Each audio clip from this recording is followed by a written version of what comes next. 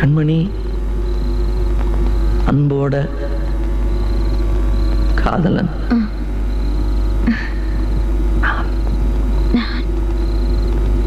நான்